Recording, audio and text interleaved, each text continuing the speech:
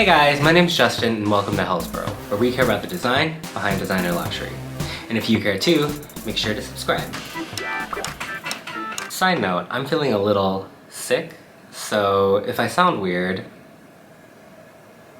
that's why.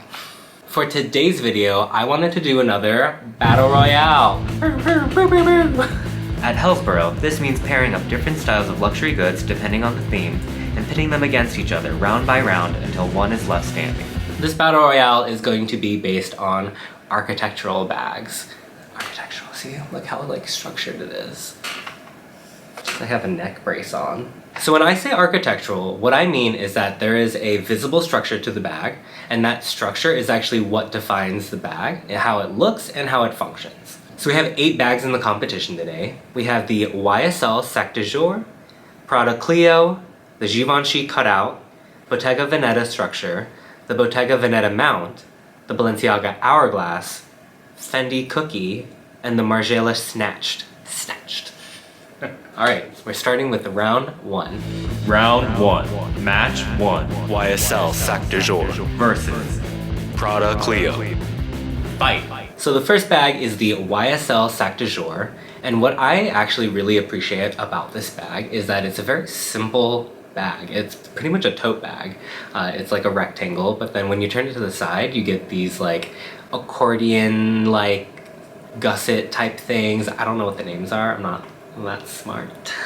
But what I think is so great about it is that you really get a sense of structure just from these repeated folds in the bag. And I think getting that kind of structure is really, I don't know, it's simple, but it's attractive. And I think it does the job, even though it is a simple bag. The next bag is the Prada Cleo. Clear! Arnor, Clear! Arnor, Clear! Can't take myself seriously. So the next bag is the Prada Cleo. It is a really stiff structured oblong-y type bag. I don't think it sits upright. I think you have to kind of lay it down flat. But it's basically that same shoulder bag shape that's been popular recently. It has rounded sides and kind of an angled bottom. So yeah, I'm pretty sure you're gonna have to lay it flat on a table when you're putting it down. But it has this clamshell-like quality, which I think makes it very attractive. And even though it is stiff and structured, it does have a certain femininity to it that I think is very, I don't know, charming. That being said, if we're going to actually put them up head to head, the Chloe bag, I don't know, it's a bag that can't even stand up. I do honestly prefer the shape of the Chloe, but the fact that it doesn't stand up, you're gonna have to lay it down on whatever dirty, nasty table. I'm sorry, it's out. YSL. Winner. YSL Sac De Jour.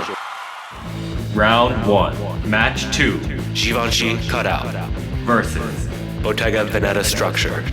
Fight! So the Givenchy Cut Out is kind of a strange bag. This one is also a similar kind of shoulder bag shape, even though it comes with a crossbody strap.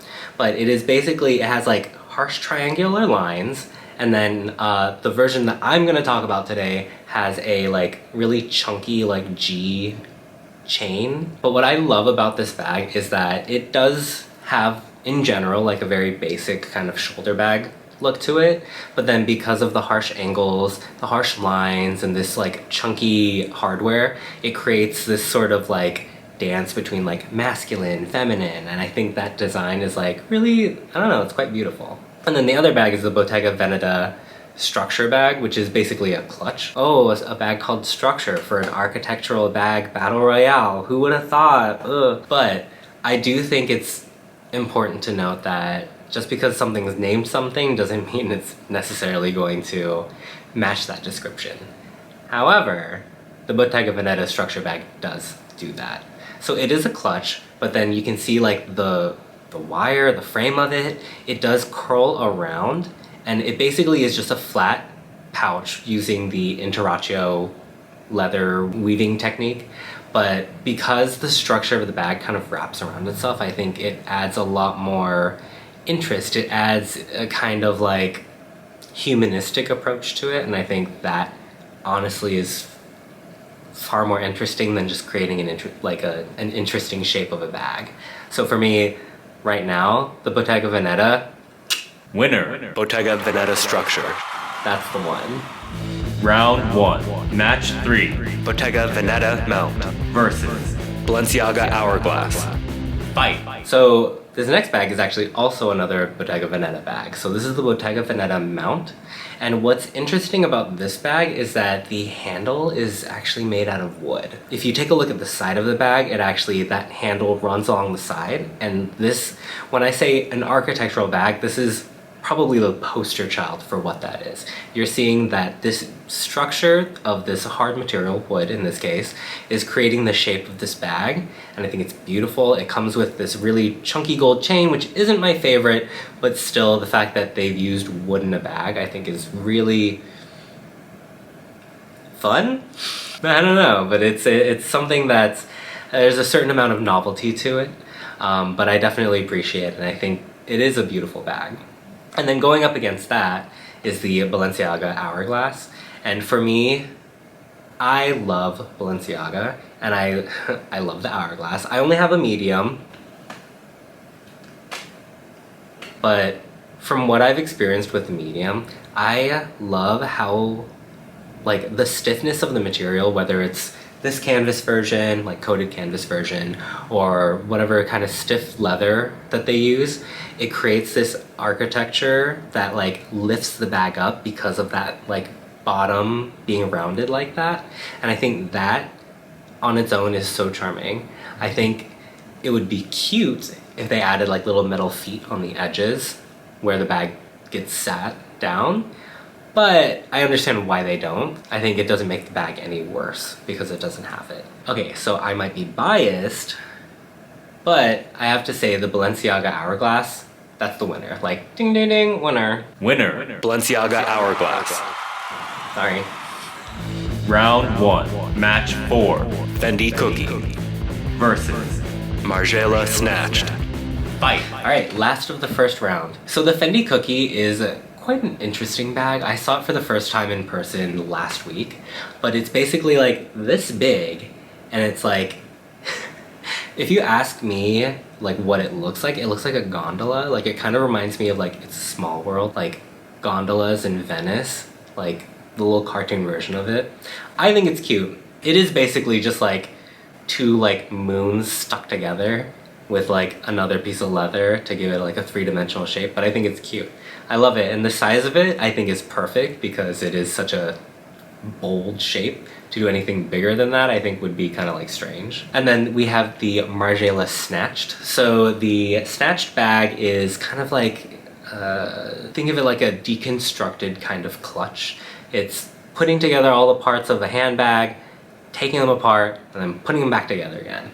And that's kind of what you get. There's a little like place for you to put your hand to carry it, like a little hand strap, but it is a clutch. If you were to ask me about like something deconstructed, whether it's like a meal, clothing, a house, whatever it is, I'm a sucker for that kind of stuff. So that's, okay, honestly that's why the Margiela Snatched wins this round. Winner. Margiela Snatched. Sorry, I'm a sucker. Alright, so that was already the end of the first round. Whoa. I don't know why I said it like that. But yeah, so that's the end of the first round. So the upcoming matches are the YSL Sac De Jour versus the Bottega Veneta Structure, and the Balenciaga Hourglass versus the Margiela Snatched. Semi-finals. Match 1. YSL Sac De Jour. Versus. Bottega Veneta Structure. Fight. Alright, so in the first matchup, I do have to say that the Sac De Jour, it is such a simple bag, and its simplicity is quite beautiful. Like me being a personal fan of like the Telfar shopping tote, adding on a little bit more detail on the sides and making it out of actual leather, I think that's where you pretty much get the Sac De Jour. But then when you take a look at the Bottega Veneta Structure, when you look at the shape of it, like from the side, it actually kind of looks like a, okay, hear me out. It kind of looks like a folded over potato chip, like those potato chips that like didn't get like flattened out the right way. So they're a little extra crunchy, there's a little bit of extra salt and a little bit more oil and a bit more flavor. And I think that's kind of how I'm considering this kind of matchup. Of course, we love the regular like flat potato chips, we love the simple shape. But then when you're taking a look at something that has just a little bit different. It's basically the same thing in a way. It's just a simple pouch with their iconic Interaccio leather weaving, but then folded over. I think it adds a whole other dimension, and I think it makes it so much more interesting. So for me, it's still going to be the Bottega Veneta structure that comes out on top. Winner. Bottega Veneta structure. Potato chips. Semi-final. Match 2. Margiela Snatched. Versus. Balenciaga Hourglass. Fight. All right, okay, that was the first match. So we're already on the second one. So if we look at the Margiela Snatched, it actually kind of reminds me of Frank Gehry, some of his work. So if you don't know, Frank Gehry is a star architect. He's done the Symphonic Orchestra in LA. He's done quite a few buildings in New York and across the world. When you look at his buildings, what you might see is this folding, kind of really interesting design, but then when you get down to it, a lot of the criticism of his work is that it's all just ornamental. When you get into his spaces, there's nothing quite interesting about it. It just ends up being boxes turned at an angle. When you're learning about architecture, you know, that's kind of something you want to avoid. You want people to be able to experience this interesting space and not have things just be for looks. And that's kind of what the Margiela Snatched is giving me. There's a couple of extra pieces of leather that don't really cover anything. The handle is just another piece of leather with holes punched into it, which is interesting, but really a lot of the details on that bag seem kind of ornamental, even though it is such an interesting shape in general when you're looking at the overview. Meanwhile, you have something like the Balenciaga Hourglass. I'm going to use this as an example. You can see that the construction of it has this kind of folded piece along the bottom, and then you can see how these different panels along the front and the back are folded in. And I think that's so interesting that it's just basically a couple of pieces of leather folded in this origami style way, but it actually carries the whole structure of the bag. And then when you even take a look at just the space, okay, flat surface, you see that it creates this space underneath, and it actually affects the space of the bag on the inside. I know normally that's not the best thing when you're looking for a bag. You want something that can fit as much as possible, but it isn't that much of an angle, and quite frankly, because of that angle, it's a little easier for me to find things inside of it, because then when you're digging around inside, things are kind of at an angle, it's easier to pick up. So for me, it actually works. So in this situation, again, I might be biased, but it is going to be the Balenciaga Hourglass that wins this round. Winner. Balenciaga Hourglass. All right, it's the finals. Whoa. Final. Bottega Veneta structure. Versus. Balenciaga Hourglass. Fight. In taking a look at architectural bags, where we're talking about structure and these interesting shapes, the Balenciaga Hourglass absolutely is doing a lot for making interesting shaped bags part of the mainstream. I think one of the things when you look across the overview of what bags look like, they're pretty much just rectangles. Even one of my favorite bags, the Loewe Puzzle, yes, it does have this kind of cuboid shape, but in general it is very rectangular. But then the Balenciaga, it has these angled sides and this curved bottom, and it really is trying to bring something a little bit more interesting to the mainstream. And I think that's something that's really important when it comes to what design does. When you're looking at design anywhere, regardless of furniture, clothing, buildings, whatever, the people that are making the biggest difference are the ones that are making things with notable change to how we interact or how we view things, while of course serving their functional purpose. But for me, I think if you can create something that is functional, has an interesting structure, and I don't know, looks good, that's really amazing in my book. Also, it's pretty. But when you're taking a look at the Bottega Veneta structure bag, it basically is just a pouch that's been curled around. It's not even lined, it's just the Interaccio leather woven together. It is quite simple, but it's something that I mentioned before was the humanistic approach. And for me, when you curve this pouch around in the way that they did, they even show it on the models. They actually put their hand through the pouch and carry it that way.